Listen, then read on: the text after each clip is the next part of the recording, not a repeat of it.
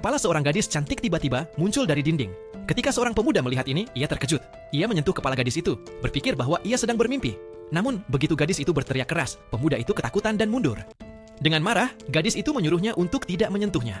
Pemuda itu berpikir bahwa mungkin gadis itu terjebak di dinding. Ia mulai membayangkan bahwa mungkin tubuh gadis itu ada di kamar tetangga.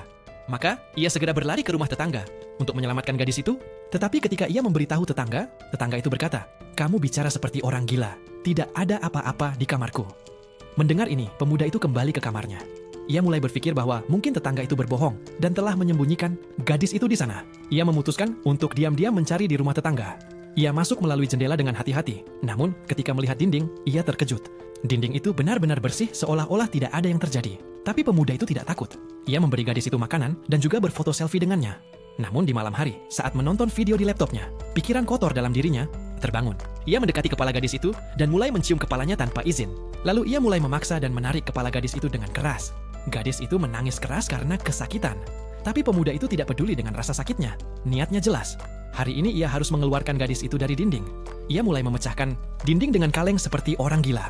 Ketika itu tidak berhasil, ia mengambil palu dan mulai memukuli dinding. Tetangga juga terkejut mendengar suara dinding yang dihancurkan. Pemuda itu terus memecahkan dinding.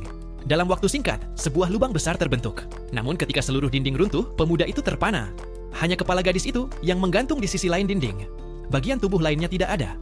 Melihat ini, semua pikiran kotornya lenyap. Tetangga juga mulai gemetar ketakutan. Pemuda itu melihat leher gadis itu patah. Ia ketakutan, tapi tetap memasukkan tangannya ke dalam leher gadis itu dan mencoba menarik kepalanya. Tetapi kepala itu seperti tersangkut dan tidak bisa keluar. Saat itu, tetangga lain masuk. Pemuda itu cepat-cepat menutupi kepala gadis itu dengan kain dan mencoba menyembunyikannya, tapi sudah terlambat. Tetangga telah melihat kepala gadis itu. Tak lama kemudian, polisi datang dan membawa pemuda itu ke kantor polisi. Di sana, seorang psikiater dipanggil untuk memeriksa kondisi mentalnya. Setelah pemeriksaan, ketika masalah mulai sedikit jelas, pemuda itu kembali ke rumahnya. Namun, saat kembali, ia melihat dinding itu tidak bolong dan kepala gadis itu juga hilang. Ia berlari kembali ke polisi dan bertanya, kemana gadis itu pergi? Polisi memberitahunya bahwa gadis itu bukan manusia sungguhan. Ia adalah eksperimen seorang ilmuwan. Mereka bilang bahwa ia hanyalah uji coba yang disalahartikan sebagai manusia.